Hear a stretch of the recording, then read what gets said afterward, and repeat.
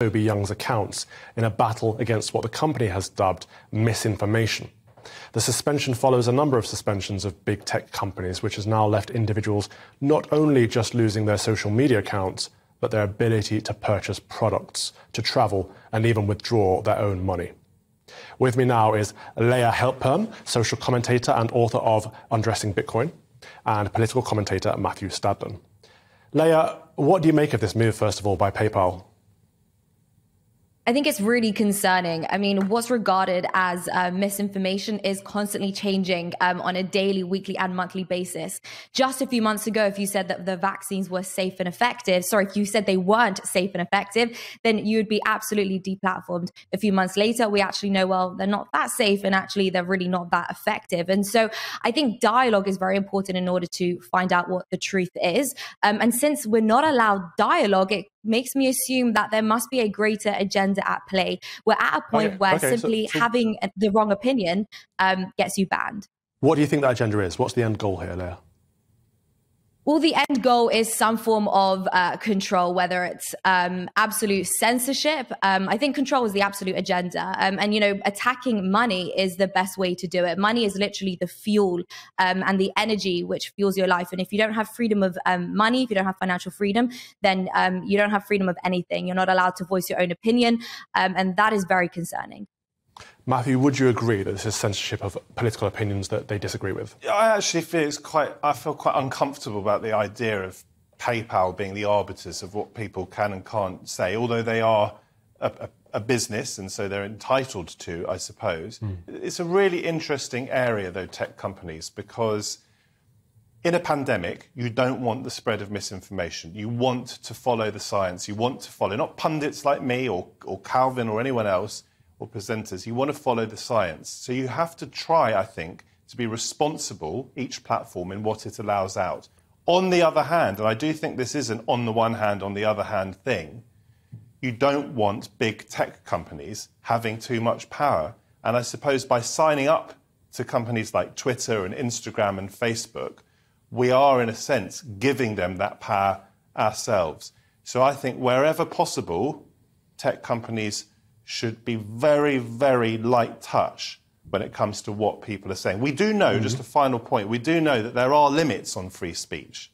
Limits include, Calvin, your right, as you have done twice now, to block me on Twitter. Limits also include the law. We're not allowed to incite racial hatred, etc. So we have to acknowledge that free speech isn't entirely free.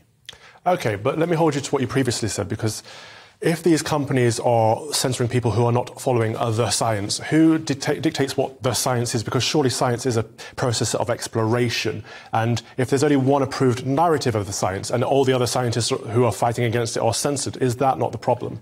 As I say, this gets into really tricky territory because, of course, at the heart of science is scepticism. And we do need free speech for those scientists who disagree with the norm.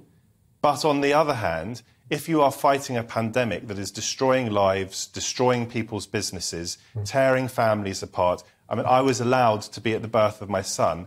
Imagine during the pandemic those fathers who weren't able to be in hospital with their partners. Imagine those who weren't being able to be by the bedside of their loved ones. No one has the right to tell you if you're allowed to be at the birth of your son or not. Well, the state does. But they shouldn't. But the state does, and we live in a democracy, and the majority... That's not democracy. The majority wins. So it's certainly a form of democracy. But the majority didn't vote to say the state could dictate whether people could be at the birth of their son. It voted, sadly, in a Conservative government, and that's what we're left with for the moment. But look, this is really difficult territory because I want scepticism in science. On the other hand, we don't want people such as pundits telling us not to go and get a vaccine because they believe it's not safe. But they were proved right. If the overwhelming majority of scientists and doctors say that it's safe to get vaccinated, by safe doesn't mean there's no risk at all. It just means it's, broadly speaking, in your best interest. Then, for goodness sake, let's listen to the science and not pundits. But that comes back to my point that many scientists were arguing against it, saying it wasn't very safe and it wasn't very effective, and they weren't the ones that were silenced.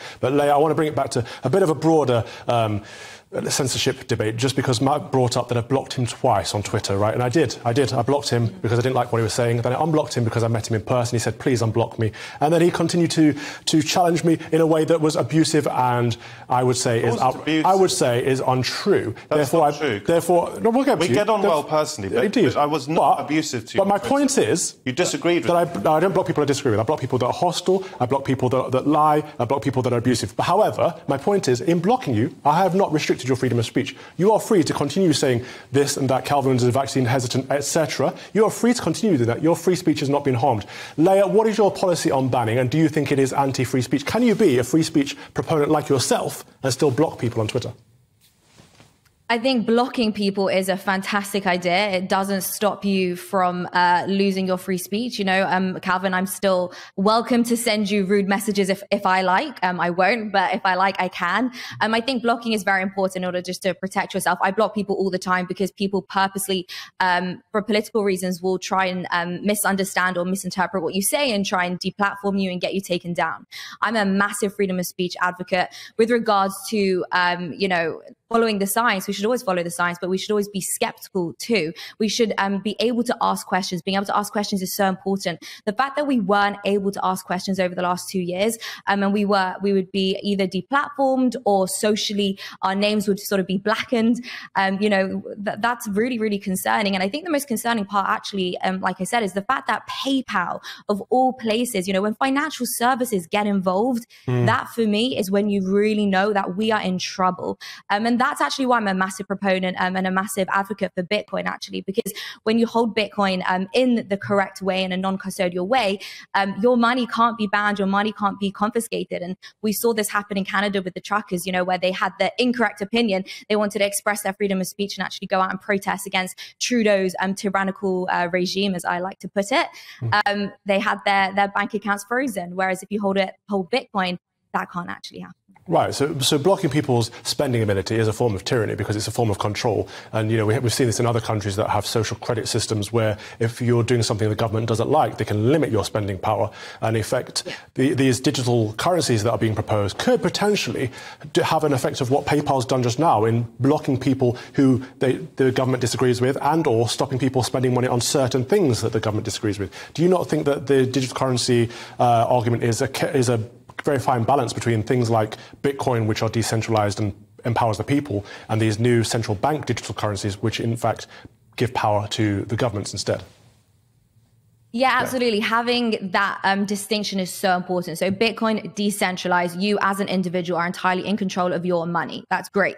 Then you have the central bank digital currency, which is entirely centralized in the control of the government. Now, that is money which is programmable. And actually, our good friends at the World Economic Forum, I say sarcastically, they spoke about having a carbon allowance. Every individual have a personal carbon allowance. And how do they implement that? Well, with a central bank digital currency. So Calvin, you go to fill up your car, and actually because you bought too much meat last week, you've reached your carbon allowance, and because, you know, meat is supposedly bad for the environment, you've reached your carbon allowance, and now your money is going to be declined. And I don't think people understand how dangerous that is. Like I said, money is literally the energy which fuels your life. Without financial freedom, you have nothing. You don't even have freedom of speech because you won't be able to either buy a plane ticket or buy fuel or whatever it is to go protest those tyrannical lockdowns.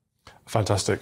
Well said. Matthew, I can see you're itching to jump in on this. Just a quick question. Calvin, you are a so-called champion of freedom. Thank you. You feel you're free, and you are indeed free to block me on Twitter. But why is a company, and I've already acknowledged that there are big issues with big tech, big issues with companies like Twitter or PayPal from denying people access to their services because they've become so powerful. Think of the size of Amazon. It's bigger in terms of the money it brings in than most states in the world. If you're a fan of freedom, though, isn't there a slight problem with suggesting or intimating that PayPal should not be free to block your use of their services? Not when they have a monopoly. I think that's the distinction. But